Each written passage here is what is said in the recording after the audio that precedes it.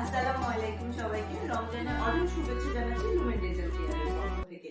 আজকে আমাদের সাথে যে গেস্টটি আছেন, উনি যেহেতু কখনো কিচেনে যাননি, তাই উনি জানেন না কিভাবে কেক আপার মতো নুডলসের পাকোড়া বানাতে হয়, কিন্তু উনি জানেন কিভাবে স্কেলিং করতে হয়।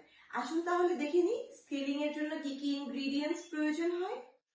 আচ্ছা, স্কেলিং করার জন্য প্রথমে যে জিনিসটা দরকার সেটা হচ্ছে একটা স্কেলার মেশিন।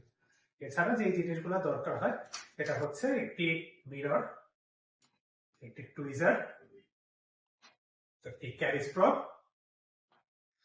দুটি হ্যান্ড গ্লাভস, একটি ফেস মাস্ক এবং সাকার টিউব।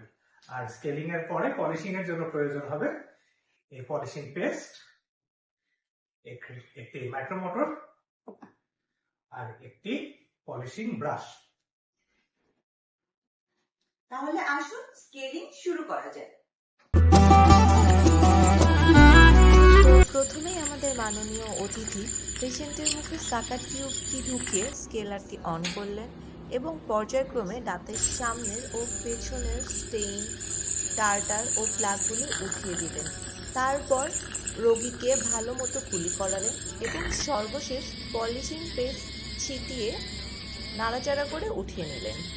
এভাবেই স্কেলিং সম্পন্ন হলো। আজ এ পর্যন্তই। ধন্যবাদ।